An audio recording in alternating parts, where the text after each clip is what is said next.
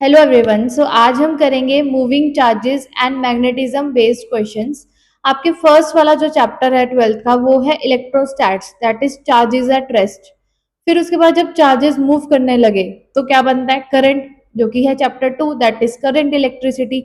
अब current move करेगा, current move करने से क्या जनरेट होती है, मैग्नेटिक फील्ड। और ये फर्स्ट टाइम ओर्स्टेड ने एक्सपेरिमेंटली फाइंड आउट करी थी कि मूविंग करंट आपके मैग्नेटिक निडल को डिफ्लेक्ट कर रहा है, तो पता लगा कि मूविंग करंट मैग्नेटिक फील्ड भी बनाता है। ठीक है, तो अगला हम करेंगे changing magnetic field is producing electric field. तो इसी तरह से आपके जो चैप्टर्स हैं वो रिलेटेड हैं क्लास ट्वेल्थ के लिए। तो पहले 5-6 चैप्टर्स तो आपके इलेक्ट्रोमैग्नेटिज्म बेस्ड ही है। तो अभी हम स्टार्ट करते हैं मूविंग चार्जेस से, दैट इज मैग्नेटिज्म से। I am sharing my screen. Starting with the first question, a circular loop of radius r carrying current I placed in a uniform magnetic field. If the plane of the loop is perpendicular to the magnetic field, torque acting on it.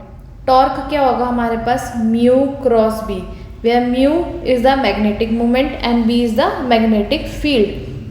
अभी हमने इसमें क्या कहा है, तुम्हारे पास magnetic moment होता क्या है, आई ए। तो एरिया जो तुम्हारा एक तरह से एरिया वेक्टर है और मैग्नेटिक फील्ड है वो आपस में क्या है, परपेंडिकुलर है। और क्रॉस प्रोडक्ट से क्या खुलता है, साइन थीटा। अगर डॉट प्रोडक्ट होता तो क्या आता, म्यू बी कॉस थीटा। यहाँ पे क्रॉस है तो mu B sine theta. 90 degree angle है तो क्या आ जाएगा, mu B sine 90 degree. So this is the correct answer. Now the magnetic field at the center of circular loop of radius r carrying current I। देखो हमने ऐसे निकाला था कि ये सर्कुलर लूप की वजह से इस पॉइंट पे क्या होगा, तो हमने ये डिस्टेंस ले लिया था, x है, ये रेडियस r है, ये ऐसे निकाला था। तो ये सब सॉल्व करके हमारे पास ये साइन थीटा वाले कंपोनेंट्स जो है वो कैंसिल आउट हो रहे थे, कॉस थीटा वाले आ रहे थे। इसकी पूरी ऐसी डेरिवेशन है। तो यहाँ से हमारे पास डी बी क्या आ जाता है, बायो-सावर्ट्स लॉ से mu naught I R D L का यहाँ पे इंटीग्रेशन था 4 pi x square plus R square 3/2। X याद रखो क्या है यहाँ पर, कि कितने डिस्टेंस तक हम ले रहे हैं।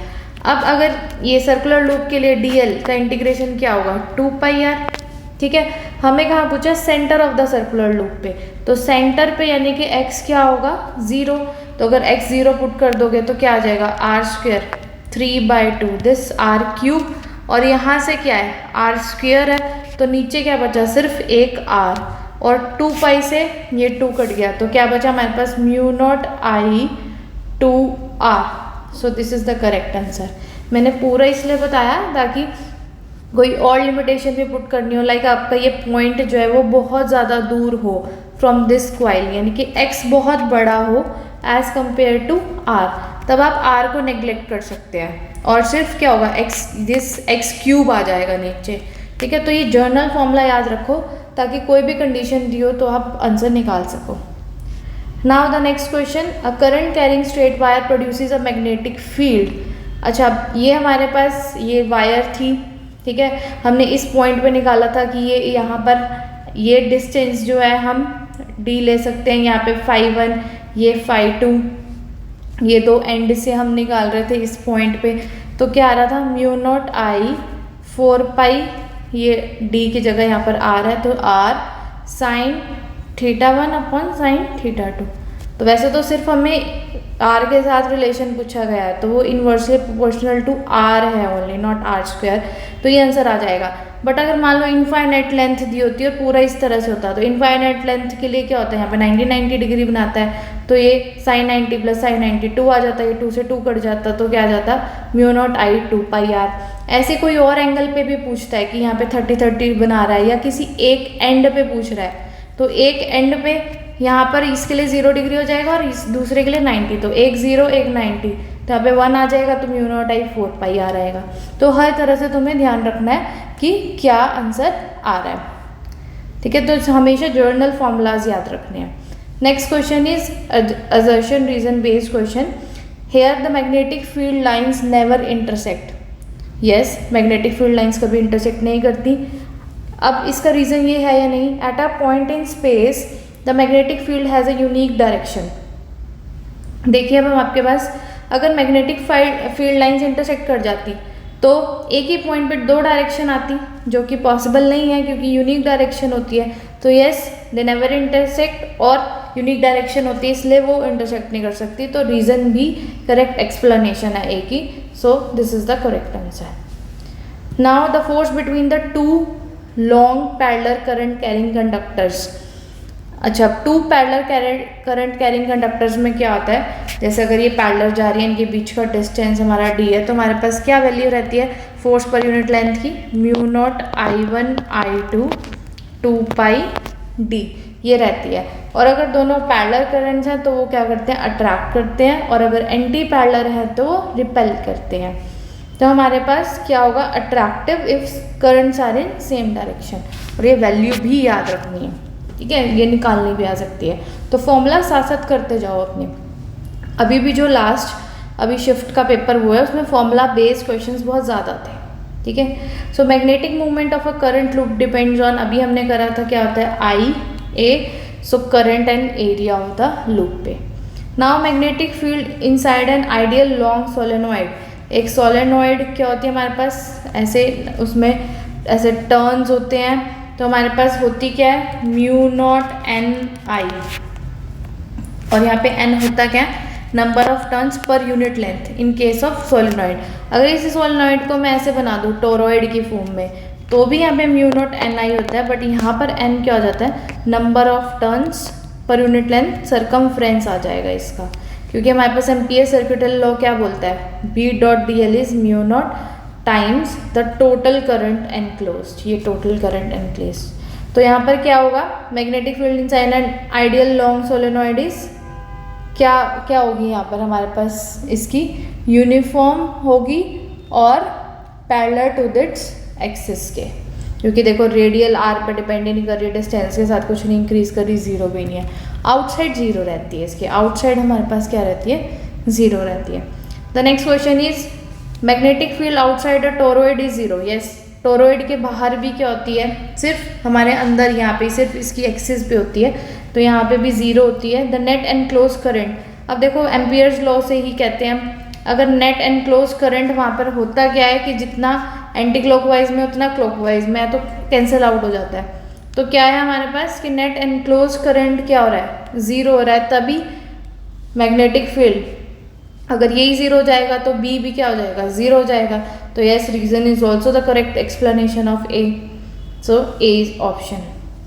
अच्छा, वहाँ पे मैंने बी लगा दिया था, ए ही ऑप्शन आएगा, जो पहला असर्शन रीजन करा था हमने, यहाँ पर गलती से बी लग गया था, ए ही आएगा। Now if the magnetic susceptibility of a material is negative, magnetic susceptibility क्या होती है, ability to pass magnetic field lines, और डायामैग्नेटिक मटेरियल्स क्या होते हैं, जो रिपेल कर देते हैं मैग्नेटिक लाइंस को, एंटर नहीं होने देते, तो इनकी क्या होती है, less than zero, that is negative होती है। और हमारे पास फेरोमैग्नेटिक वगैरह की क्या होती है, और पैरामैग्नेटिक की greater than zero, that is positive होती है। और फेरो की क्या होती है, मोर पॉजिटिव होती है, इसलिए ज़्यादा से ज़्यादा फील्ड लाइंस पास करने देते हैं। So diamagnetic is the correct answer. Now the unit of magnetic permeability. अब देखो, अच्छा वैसे सस्केप्टिबिलिटी और इसका रिलेशन क्या होता है, मैग्नेटिक परमिएबिलिटी रिलेटिव इसका ये रिलेशन होता है, ये भी याद रखना।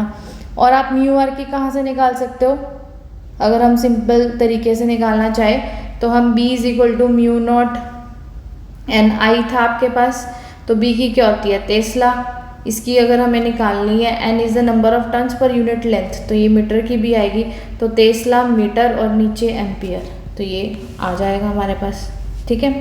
बायोट-सैवर्ट्स लॉ से भी निकाल सकते थे।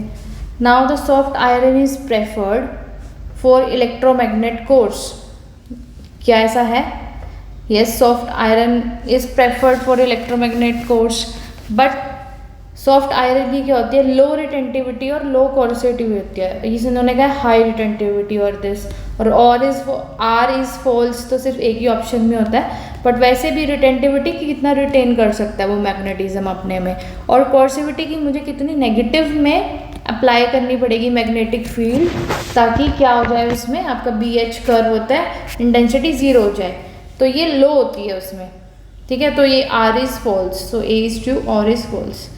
Now the value of angle of dip at magnetic equator, equator पे तो हमारे पास क्या होता है magnetic dip, value of this उसके हॉरिजॉन्टल होता है, तो यहाँ पर क्या आ जाएगी, ज़ीरो आ जाएगी। ठीक है, इक्वेटर के हमारे पास क्या रहता है, मैग्नेटिक इक्वेटर के हॉरिजॉन्टल रहता है, तो हमारे पास 0 डिग्री आ जाएगी। Now the torque on a magnetic dipole movement in a magnetic field is maximum when the angle between the magnetic movement and field. अभी हमने किया कि टॉर्क कब मैक्सिमम होगा, साइन थीटा की सबसे ज़्यादा वैल्यू क्या होती है, +1 होती है, और ये कब होती है, 90 डिग्री पे होती है, तो ये आ जाएगा। देखो अब टॉर्क का फॉर्मूला तुम्हारा ये है, और हमारे पास पोटेंशियल एनर्जी का क्या था, पोटेंशियल एनर्जी क्या होती है, जैसे तुम्हारे पास वर्क डन क्या होता है, फोर्स इनटू दिस। अब रोटेशनल वाले में क्या होगा कि हमने डाइपोल मूवमेंट रखा, वो कितना घूमा, तो हमारे पास टॉर्क डी थीटा, और टॉर्क तुम्हारा क्या है, mu B sine theta D theta.